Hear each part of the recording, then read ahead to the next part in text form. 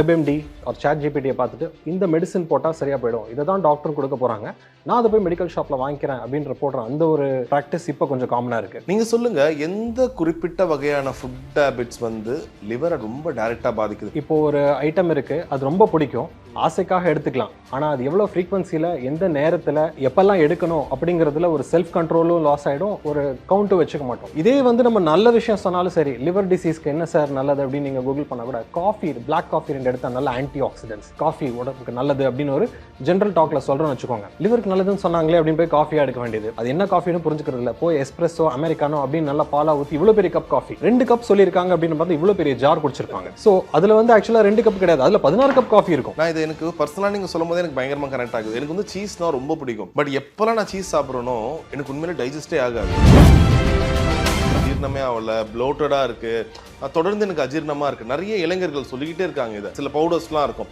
அந்த பவுடர் கலக்கி குடிச்சா 6 செகண்டில் சரியாயிடும். இன்னும் சில இது மாத்திரை மருந்தெல்லாம் இருக்கும், இதை குடிச்சா 5 செகண்டில் சரியாகும். இப்போ ஒரு தடவை எடுக்கிறீங்க, அடுத்த நாள் நல்லா இருக்கீங்க, அடுத்த 6 மாசமும் நல்லா இருக்கீங்கன்னா அதை நீங்கள் அன்னைக்கு ஒரு நாள் எடுத்ததுனால தப்பே கிடையாது. ஆனால் நீங்கள் 30 நாள் இந்த மந்த் அதை டெய்லி எடுத்துகிட்டே இருக்கீங்க அப்படின்னா, ஜஸ்ட் நான் ஃபோனில் கேட்டுட்டு ஃபேட்டி லிவரா, சரி ஓகே நான் எதாவது கட் பண்ணிக்கிறேன், இன்றைக்கி இந்த நெய்யை குறைச்சிடுறேன், இன்றைக்கி நான் நான்வெஜ் சாப்பிடல, இல்லை அந்த 2 தடவை ஆல்கஹாலை குறைச்சிடுறேன் அப்படின்றதுல மட்டும் அது சரியாக போகிறது கிடையாது.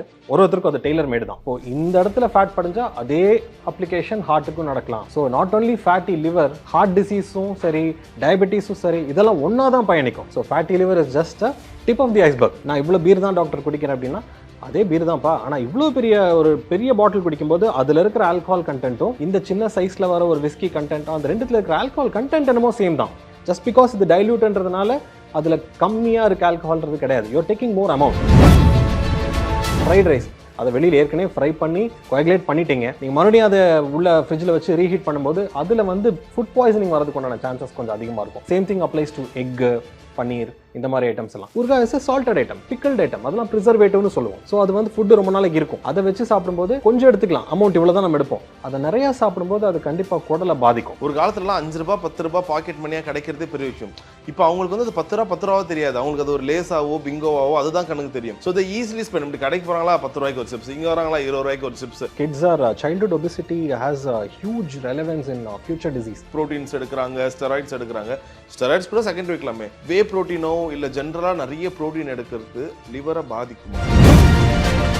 இப்போ இருக்க காலகட்டத்தில் எந்தெந்த விஷயத்துக்கு செல்ஃப் மெடிகேஷன்ஸ் எடுக்கிறோமோ இல்லையோ, வயிறு சம்மந்தப்பட்டது, கட் சம்மந்தப்பட்டதுன்னா டக்குன்னு இந்த ஒரு டானிக் குடிங்க, இந்த ஒரு பவுடர் கொலைக்க குடிங்கன்னு சொல்லிட்டு நம்மளே டாக்டர் ஆகிடுவோம். எத்தனை காலத்துக்கு தான் நம்மளே டாக்டர் ஆகிறது?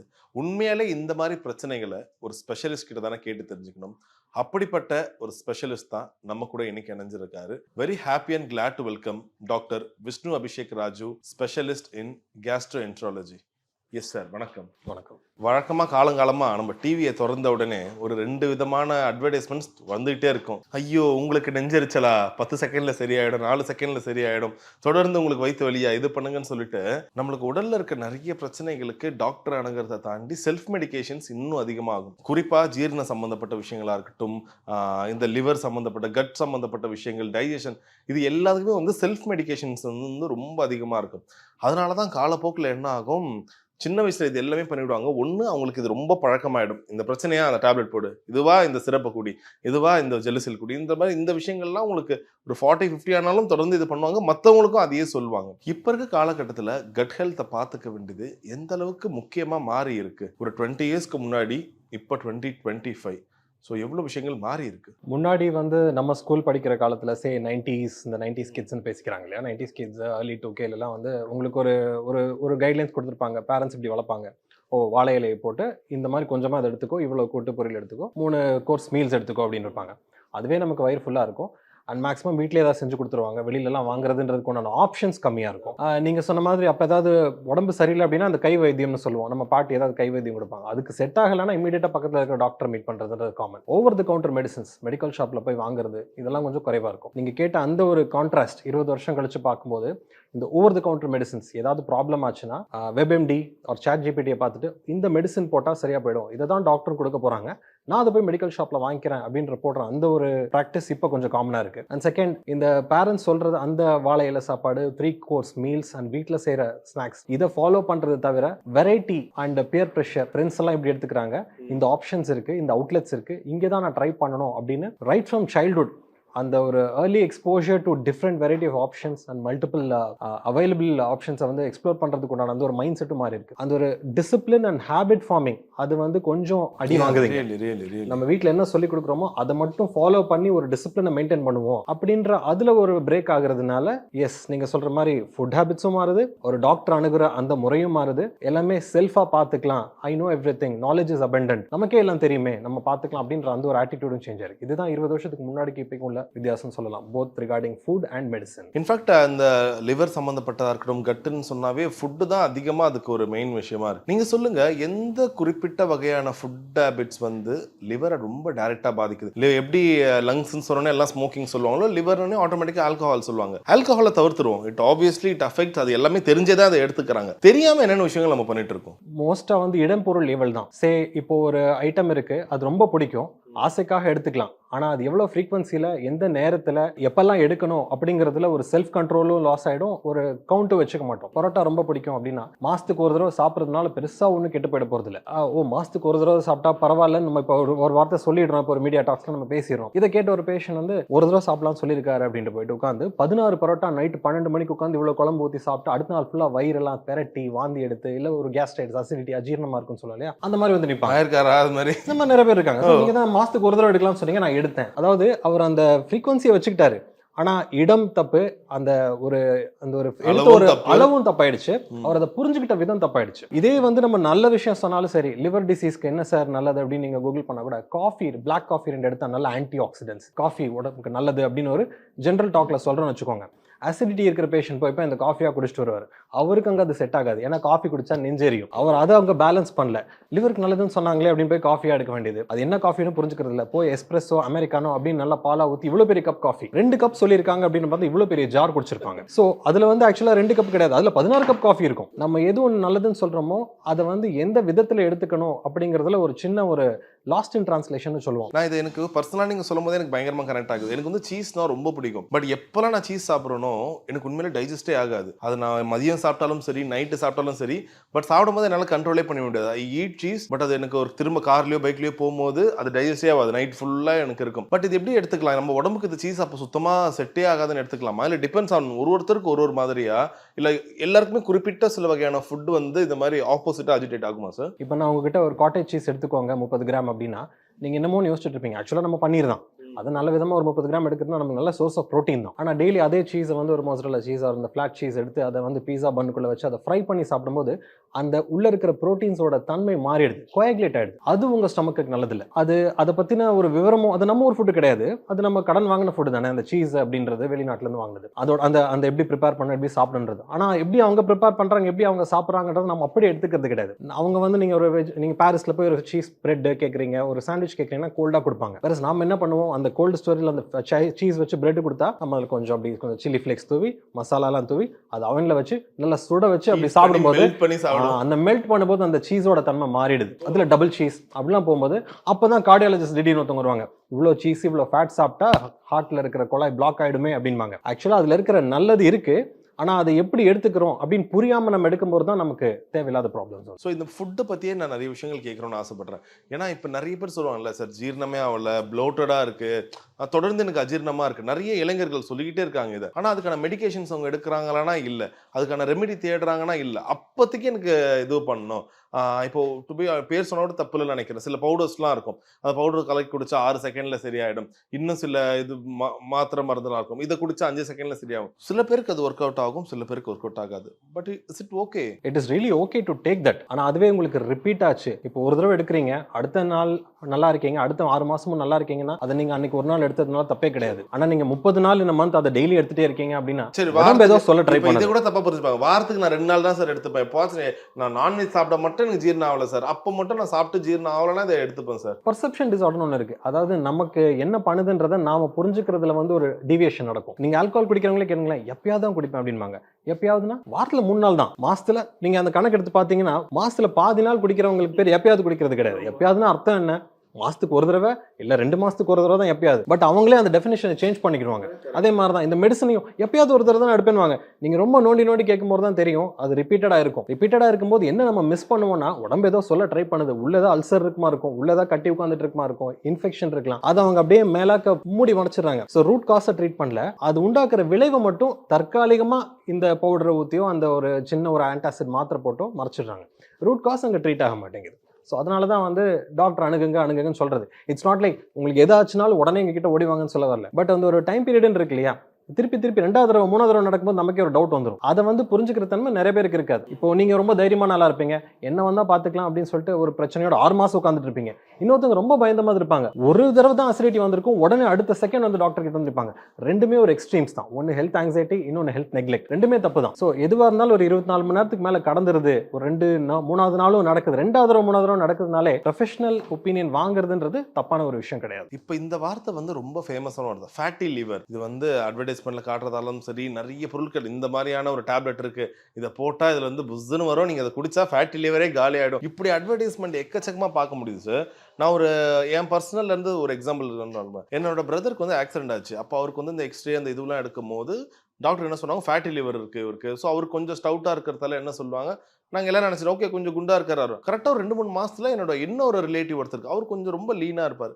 பார்த்தா அவங்களுக்கும் சொல்றாங்க அவருக்கும் ஃபேட்டி லிவர் இருக்குது. இதில் என்னப்பா குண்டா இருக்கவங்களுக்கு ஃபேட்டி லிவர் இருந்தால் பரவாயில்ல, ஒல்லியா தான் இருக்கா இவனுக்கும் ஃபேட்டி லிவர் என்னன்னு கேட்டால், ஹி ஹீட்ஸ் மோர் ஜங்க் ஃபுட், அதிகமாக சாப்பிடுவான்னு சொன்னாங்க.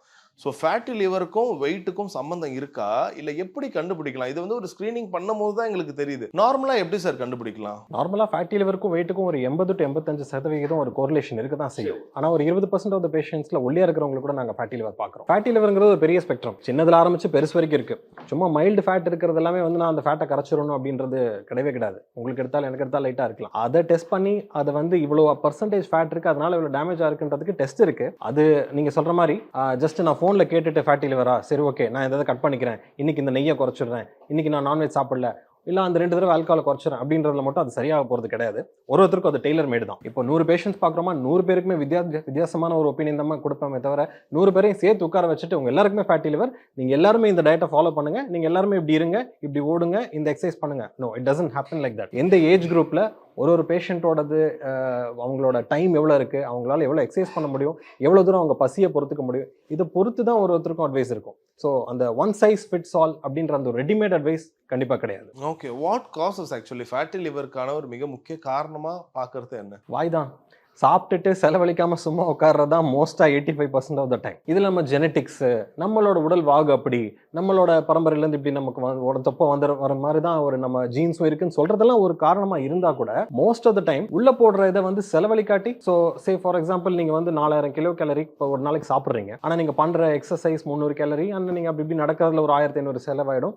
ஸோ அந்த எனர்ஜியா செலவாகிறது போக பேலன்ஸ் எல்லாமே வந்து உள்ளதான போய் தொப்பையா தானே படிக்கணும். ஸோ அதுதான் விசரல் ஃபேட். விசரல் ஃபேட் அப்படிங்கிறது என்னன்னா உள் உறுப்புகள்ல ஃபேட் படிகிறது. அது லிவர்ல இப்படி படிஞ்சுட்டே போச்சுன்னா பின்னாடி 20 வருஷம் 15 வருஷம் கழிச்சு எப்பயாவது லிவர் டேமேஜ் நடக்கலாம். அதை மட்டும் எடுத்துக்காம நீங்க புரிஞ்சுக்க வேண்டியது என்னன்னா, இப்போ இந்த இடத்துல ஃபேட் படிஞ்சா அதே அப்ளிகேஷன் ஹார்ட்டுக்கும் நடக்கலாம். So not only fatty liver, heart டிசீஸும் சரி, டயபெட்டிஸும் சரி, இதெல்லாம் ஒன்னா தான் பயணிக்கும். உடம்புல அந்த ஃபேட் லிவர் மட்டும் எடுத்து பார்க்க தேவையில்லை. அது வந்து ஒரு சர்க்கிட் மார்க்கர் எடுத்துக்கோங்களேன். இப்போ அந்த அளவுக்கு அன்ஹெல்தியா இருக்கும் அப்படின்னா நம்ம ஹார்ட் இஸ் அட் ரிஸ்க், நம்ம ஜாயின்ஸ் ஆர் அட் ரிஸ்க், நம்ம ஹெல்த்தியா இல்லை, மசில்ஸ் எல்லாம் சோராயிடும், சீக்கிரமா உடம்பு டயர்ட் ஆகும், நமக்கு எனர்ஜி இருக்காது. இப்போ 45 வயசுல உங்களை எழுப்பிட்டு காலையில் எழுந்துச்சுன்னா 6 மணிக்கு போய் ஒரு இன்டர்வியூ எடுங்க அப்படின்னா முடியலையே, பாடியெல்லாம் டயர்டா இருக்கு. ஏன் டயர்ட்னஸா இருக்கு? பிகாஸ் உடம்புல அந்த அளவுக்கு எனர்ஜி உற்பத்தி ஆகல, உடம்பெல்லாம் நடுவில் அங்கங்க இன்ஃப்ளமேட்டரி மார்க்கர்ஸோட உட்காந்துட்டு இருக்கு. So fatty liver is just a tip of the iceberg. உடம்புல வேற நிறைய நடக்குதுன்னு சொல்ல வரதுக்கு உண்டான ஒரு மார்க்கர் தான் அதுன்னு வச்சுக்கலாம். விவேக் சார் ஒரு படத்துல காமெடியா சொல்லியிருப்பாரு, டேய் பாரா குடிச்சு உன் லிவர் ஏதாச்சும் ஆயிட போகுதுன்னு. உடனே அவர் என்ன சொல்லுவார்னா, மா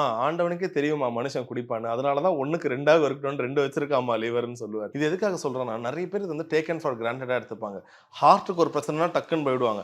லிவர்னா அது இப்போதைக்கு பெரிய ஃபால்ட் கொடுக்காது, அது போக போக சரியாயிடும், இன்னும் லிவர் டிரான்ஸ்பிளான்ட்லாம் அதிகமா நடக்குது, இந்த மாதிரி விஷயம்லாம் கேட்டால் டேக்கன் ஃபார் கிராண்டடா எடுத்துருவாங்களோன்னு தெரியல. நான் எதுக்காக இதை கேட்கறேன்னா, எந்தெந்த குறிப்பிட்ட விஷயங்கள் நம்ம பண்றது ரொம்ப டைரக்டா லிவர் அஃபெக்ட் பண்ணும், what are the serious causes? நம்ம இப்போ நீங்கள் ரொம்ப ஈஸியாக எடுக்கிறீங்க, ஆனால் அது இந்த அளவுக்கு கூட ஒரு விளைவுகளை ஏற்படுத்தோம்னா ஒரு சீரியஸ் காசஸ் 2 சொல்லுங்களேன் சார். ஃபர்ஸ்ட் எடுத்தோடனே ஆல்கஹால் தான்.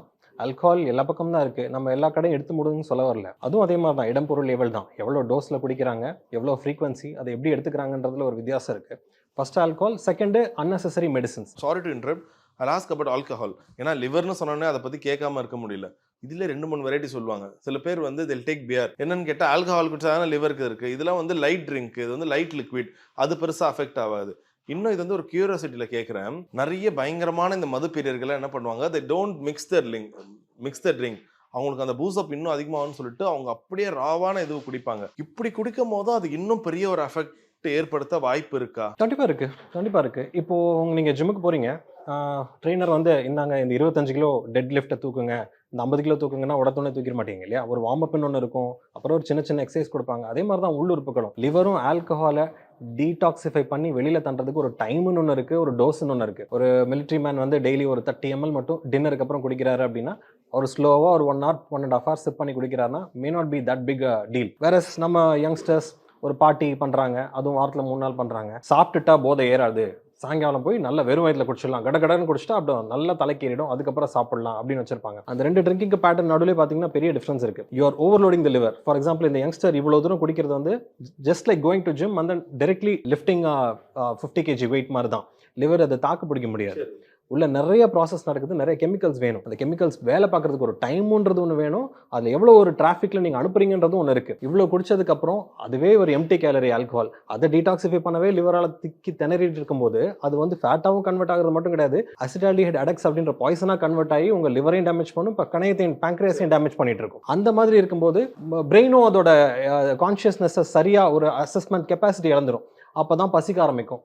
உடனே இவ்வளோ ஒரு சிக்கன், அவ்வளோ ஒரு ஃபேட்டு, கண்ட சிப்ஸ் எல்லாமே உள்ளே போகும். So along with this empty calorie, இவ்வளோ ஒரு ஃபுட்டில் இருக்கிற கேலரிஸும் போகும்போது அன்றைக்கி நைட் எக்ஸசைஸ் எதுவும் பண்ண போகிறதில்ல, அப்படியே மட்டை தான் படுத்து தூங்கிடுவாங்க.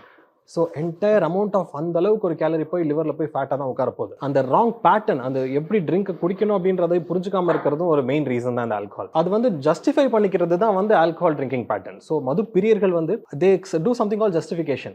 நோ, நான் இப்படி பண்ணிடுவேன், நான் இது முன்னாடி இது பண்ணிடுவேன், எல்லாமே ஒரு ஜஸ்டிஃபிகேஷன் தான், நியாயப்படுத்துறதுன்னு சொல்லலாம். ஸோ அதை அவாய்ட் பண்ணுறது வந்து it is very very difficult. அதை வந்து நம்ம மொத்தமாலாம் மாற்ற முடியாது. ஒருத்தரும் அது வந்து ஒரு அவேர்னஸ் இருந்தால் they can come and ask as the doubts. நான் இப்படி குடிக்க தான் போகிறேன், அதை எப்படி கரெக்டாக பண்ணுறதுன்னு அட்லீஸ்ட் கேட்டால் நம்ம அட்லீஸ்ட் எடுத்து சொல்லலாம். ஒருத்தவங்களுக்கு ஒரு மாதிரி தான். பட் எனிவேஸ் இது உங்களுக்கு அஃபெக்ட் தான் பண்ண போகுது. அது நான் இவ்வளோ பீர் தான் டாக்டர் குடிக்கிறேன் அப்படின்னா அதே பீர் தான்ப்பா, ஆனால் இவ்வளோ பெரிய பாட்டில் குடிக்கும்போது அதில் இருக்கிற ஆல்கஹால் கண்டென்ட்டும் இந்த சின்ன சைஸில் வர ஒரு விஸ்கி கண்டென்ட்டும் அந்த ரெண்டுத்தில் இருக்கிற ஆல்கஹால் கண்டென்ட் என்னமோ சேம் தான். ஜஸ்ட் பிகாஸ் இது டைல்யூட்ன்றதுனால அதில் கம்மியாக இருக்க ஆல்கஹால்ன்றது கிடையாது. You are taking more amount. So ஃபைனலாக இவென்ச்சுவலாக அந்த லிவருக்கு ரீச் ஆக வேண்டிய எக்ஸஸ் லோட் ஆஃப் ஆல்கஹால் போய் ரீச் ஆக தான் போகுது, லிவர் ஓவர்லோட் ஆக தான் போகுது. ஓகே, இன்னும் இப்போ இருக்க யங்ஸ்டர்ஸ்க்கு அவங்க ஒரு ட்ரெண்ட் மாதிரி ஃபாலோ பண்ணுறாங்க. தே டேக் ஷார்ட்ஸ், டக்குன்னு தே டேக் ஷார்ட்ஸ். ஸோ அப்படி பார்க்கும்போது வீட் மென் அண்ட் உமன் இதில் யாரும் பாரபட்சம் இல்லை. பட் உள்ள சொல்லுவாங்களோ சார், அந்த ஒரு ரேஷியோ அளவில் ஹூ ஹேஸ் சம் கொஞ்சம் அந்த லிவரோட கெப்பாசிட்டி இன்னும் கொஞ்சம் ஸ்ட்ராங்காக இருக்குது, மேபி தே அண்டர்கோ ப்ரெக்னன்சி, இந்த மாதிரி விஷயங்கள்லாம் பண்ணும்போது do differ men and women ஓட அந்த லிவர் கெபாசிட்டி அது டிஃபர் ஆகுமா? ஜெனரலி எஸ், அது வந்து ஒன் ஆஃப் த ஃபேக்டர்ஸ்னு சொல்லலாம். இப்போ விமனோட ஃபிசிக்கல் கெபாசிட்டி, ஃபிசிக்கல் ஜெனட் மேக்கப்பே வந்து ஆல்கஹாலை ப்ராசஸ் பண்ணுறதோட அந்த ஒரு டாக்ஸிக் டோஸ்ன்னு ஒன்று இருக்கு. அது ஜென்ரலாக வந்து ஒரு மேல், ஒரு நார்மல் 70 kg ஒரு ஆண் எடுத்துக்கோங்க, ஒரு வாரத்துக்கு நம்ம வெஸ்டர்ன் ஸ்டாண்டர்ட்ஸ் படி நீ 210 கிராம் ஆல்கஹால் குடிச்சிக்கலாம் அப்படின்னா, விமனுக்கு வந்து இல்லை 140 கிராம் தான் உங்களுக்கு அலோடு அப்படின்ற மாதிரி ஒரு இது வச்சுக்கோங்களேன். 210 கிராம் மேலே இவர் ஆல்கஹால் குடிச்சா அவங்களுக்கு லிவர் டேமேஜ் ஆகும். அதே மாதிரி விமன் வந்து 140 கிராம் ஆல்கஹாலுக்கு மேலே ஒரு வாரத்துக்கு மேலே போச்சுன்னா அவங்க லிவர் டேமேஜ் கண்டிப்பாக ஆகும் அப்படின்னு சொல்லலாம். ஸோ அது லிமிடேஷன், எது டாப் லிமிட்டோ அது வரைக்கும் போக சொல்ல மாட்டோம். அதில் பாதி தான் வந்து அலோடுன்னு சொல்லுவோம். அந்த அலோட் லிமிட் ஜென்ரலாக விமனுக்குன்னு ஒரு ஃபிக்ஸன் இருக்குது. அது வந்து வெஸ்டர்ன் ஸ்டாண்டர்ட்ஸ், ஏஷியன் ஸ்டாண்டர்ட்ஸ், இந்தியாவில் இருக்கிற நம்மளோட மசில் மாஸ், நம்மளோட உடல் வாகுக்கு இன்னும் குறைவாக தான் இருக்கும். So generally women are more prone அப்படி டேமேஜ் ஆகிறதுக்கு.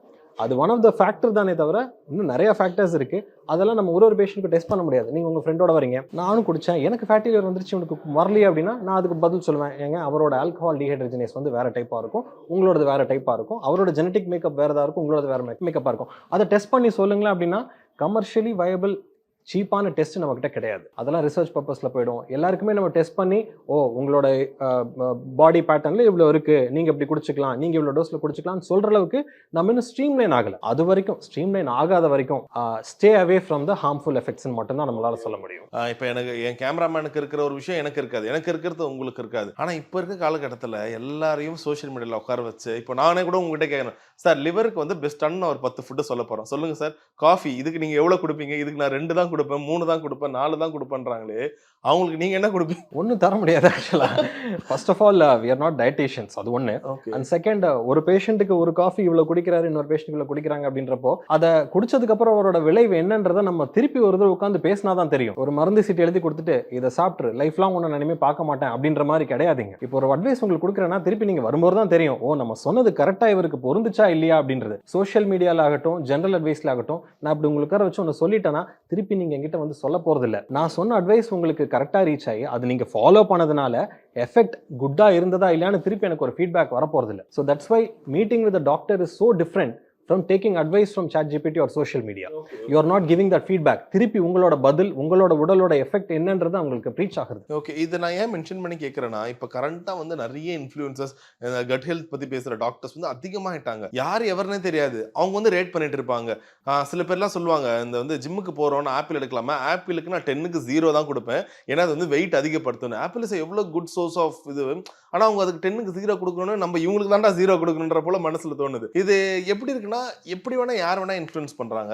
ஒருவேளை இப்போ இந்த வீடியோ யாருன்னா ஸ்கிப் பண்றாங்க இல்ல இந்த ஒரு ஷார்ட்ஸை நவுத்துறாங்கன்னா அதுக்கு காரணம் என்னன்னா, உங்களுக்கு உள்ளுக்குள்ள ஒரு பயம் இருக்கும். ஐயோ இவரும் ஒரு லிவர் சம்பந்தப்பட்ட டாக்டரா, இவர் கண்டிப்பா நம்மள இது சாப்பிடக்கூடாது அது சாப்பிடக்கூடாதுன்னு பயம் காட்ட போறாருன்னு சொல்லி ஸ்கிப் பண்ணுவாங்க. ஏன்னா நிறைய இன்ஃப்ளூயன்சஸ் செய்யற விஷயம் இதுதான் இருக்கு. என்ன சொல்லு, இது சாப்பிட்டா இந்த பிரச்சனை வரும், அது சாப்பிட்டா இந்த, அப்ப எதுதான் சாப்பிடுறது, சாப்பிடவே கூடாதா, தண்ணி மட்டும் குடிச்சு நாங்க உயிர் வாழ்ற அளவுக்கு கோவம் வருது மக்களுக்கு. ஸோ நீங்க சொல்லுங்க, ஸோ ஆஸ் ஒரு சீனியர் டாக்டரா, இவ்வளோ ஒரு எக்ஸ்பீரியன்ஸ் டாக்டரா, என்னென்ன டிபெண்ட்ஸ் ஆன் இண்டிவிஜுவல், என்னென்ன ஃபுட்டு வந்து லிவருக்கு மிக மிக மிக ஆபத்து, உங்களோட லிவரை பாதுகாக்கிறதுக்கு என்னென்ன ஃபுட்டு ரெகுலரா நம்ம டயட்ல சேர்த்துக்கலாம்? நீங்க சொன்னதுலேயே வந்து பதில் இருக்கு. நீங்க ஏற்கனவே ஒரு விஷயத்தை ஃபாலோ பண்ணிட்டு வரும்போது அதை அப்படியே நேர்மாறா மாத்துறதுக்கு நாங்க கண்டிப்பா ட்ரை பண்ண மாட்டோம். டாக்டர் அதை பண்ணவும் கூடாது. நீங்க சே ஃபார் எக்ஸாம்பிள், நான் மத்தியானம் சாப்பாடு சாப்பிட்றேன், ஒயிட் ரைஸ், அண்ட் காலையில் இட்லி தான் சாப்பிட போகிறேன், நைட்டு தான் சப்பாத்தி சாப்பிட போகிறேன் அப்படின்னோடனே நான் போய் 4 இடத்துல பார்த்துட்டு வந்துட்டு, இல்லை மெடிட்ரேனியன் ஃபுட்டு, இது இட்டாலியில் உட்காந்து இது சாப்பிட்றவங்க வந்து ரொம்ப நாள் உயிர் வாழ்கிறாங்க, 100 வருஷம் மேலே வாழ்கிறாங்க, அதை நீங்கள் ஃபாலோ பண்ணுங்கன்னு உங்களுக்கு வந்து எடுத்து கொடுக்கறதுல எந்த ஒரு பிரயோஜனமும் கிடையாது.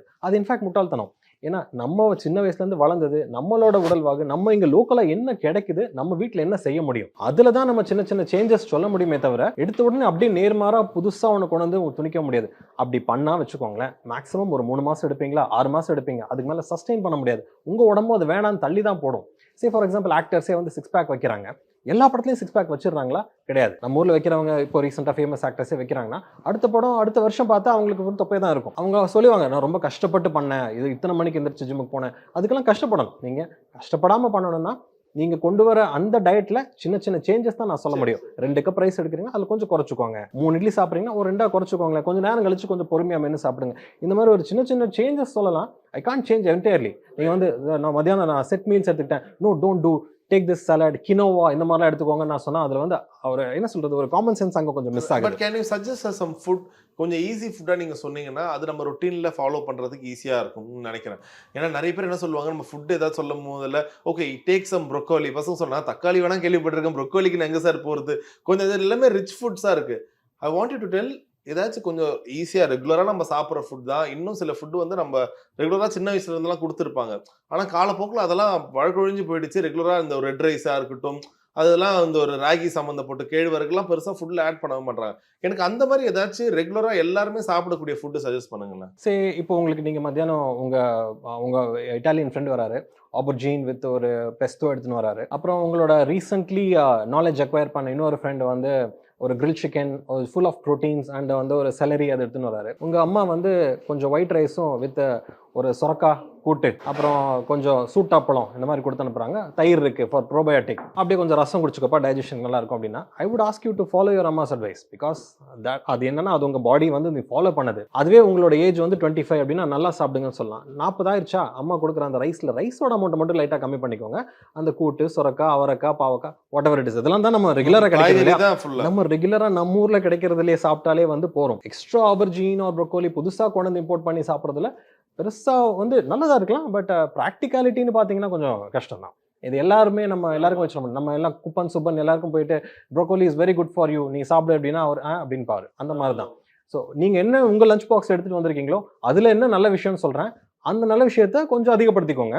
எது உங்களுக்கு வந்து இது சாப்பிட்டா செட் ஆகலை, இந்த ஊறுகாய் நிறையா சாப்பிட்டேன், அந்த சிக்கன் குழம்பு கொடுத்தாங்க அதை 2-3 தடவை ரீஹீட் பண்ணி நிறையா சாப்பிட்டேன், அதை லைட்டாக கட் பண்ணிக்கோங்கன்னு சொல்லலாம். குறிப்பாக நீங்கள் ரீஹீட்னு சொல்லும் போது நிறைய பேரோட ஃப்ரிட்ஜில் இப்போ எங்கள் வீட்டு ஃப்ரிட்ஜ் எல்லாம் பார்த்தீங்கன்னா நான் யாருக்கும் காட்டவே மாட்டோம், அந்த மாதிரி யாராவது இருப்பாங்க. மேபி இப்போ கொஞ்சம் நிறைய மாற்றங்கள் நிகழ்ந்திருக்கு. பட் இருந்தாலும் நம்ம அம்மாக்கள் வந்து ஒரு பழக்கம் இருக்கும், அவங்களுக்கு வெளியில் எடுத்து போட மனசே வராது. ஃப்ரிட்ஜில் வச்சு நான் 2 நாளைக்கு அப்புறமாச்சும் அதை எடுத்து போடுவேனே தவிர நான் அப்பயே எடுத்து போட்டால் அவங்களுக்கு ஒரு ஐயோ சாப்பாடை வேஸ்ட் பண்ணுறோமேன்ற ஒரு செல்ஃப் சாட்டிஸ்ஃபேக்ஷனுக்காச்சும் அது ஃப்ரிட்ஜுக்கு போயிட்டு தான் வெளியில் குப்பைக்கு போகும்.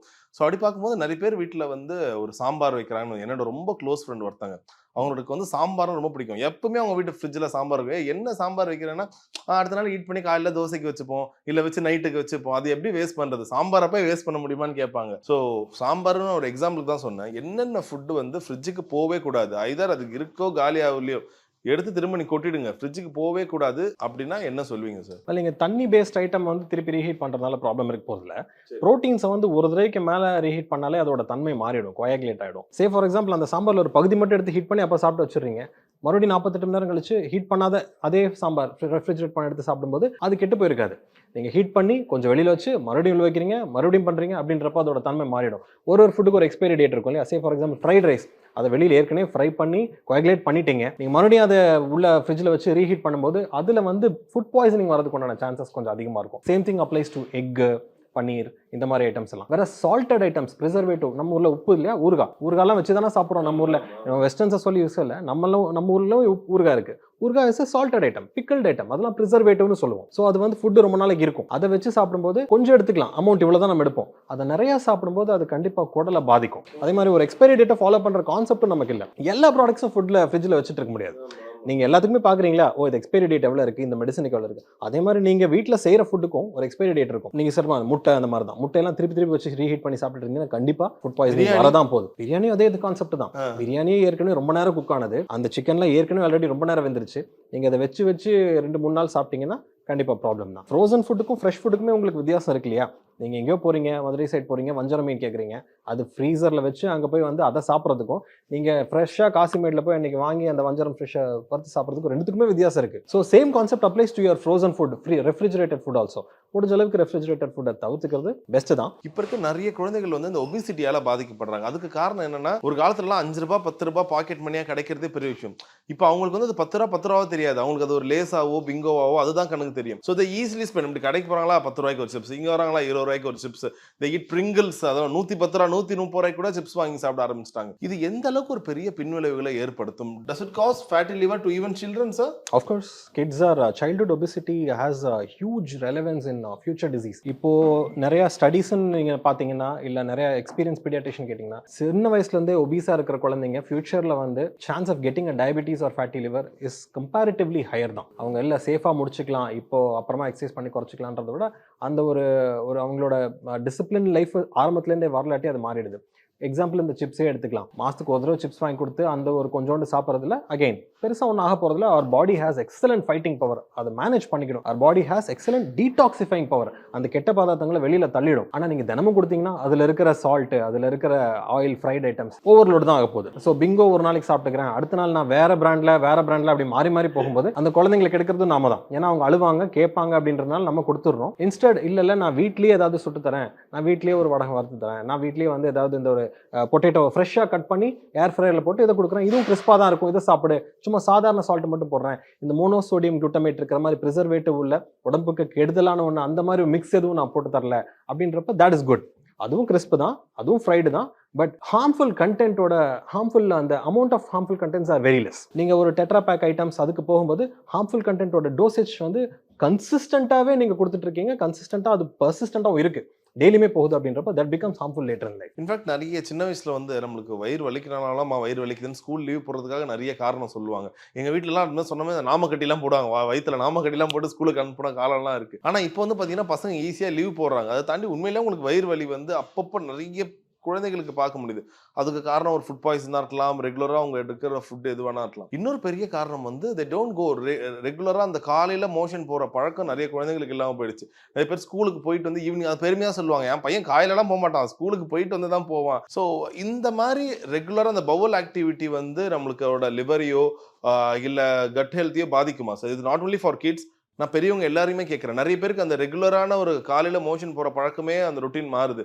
மேபி அவங்க தூக்க மாற்றமா இருக்கலாம் ஆர் வாட் எவர். இத பத்தி சொல்ல முடியுமா? Answer it's called nature's call. So இயற்கை எப்போ கேட்குதோ அப்போ வந்து அதுக்கு ஆன்சர் பண்ணிடணும். இப்போ நீங்கள் ஆஃபீஸ்லேயே இருக்கீங்க, ரெஸ்ட் ரூம் போகணும், மோஷன் போகணும் அப்படின்ற ஒரு கால் உங்களுக்கு இருந்தால் போகிறது பெஸ்ட்டு தான்.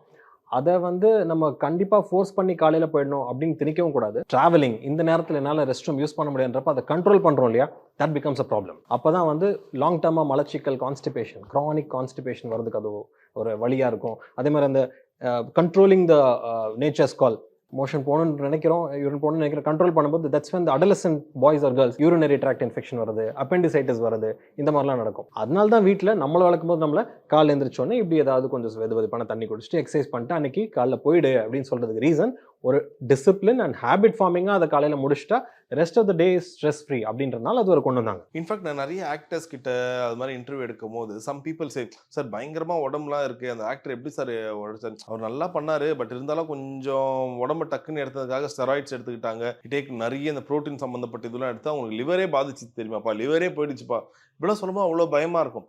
இப்போ இருக்க காலகட்டத்தில் நிறைய பசங்க ஒரு காலத்தில் வந்து ரொம்ப ஹார்ட் கோரா பாடி பில்டிங்கில் இருக்கவங்க மட்டும் தான் இந்த ப்ரோட்டீன் ஸ்டெராய்ட்ஸ் எடுப்பாங்க. ஆனால் இப்போ வந்து ரொம்ப ஸ்விஃப்டான ஒரு இது எதிர்பார்க்குறவங்க இதை ஈஸிலி டேக் ப்ரோட்டீன்ஸ் எடுக்கிறாங்க, ஸ்டெராய்ட்ஸ் எடுக்கிறாங்க.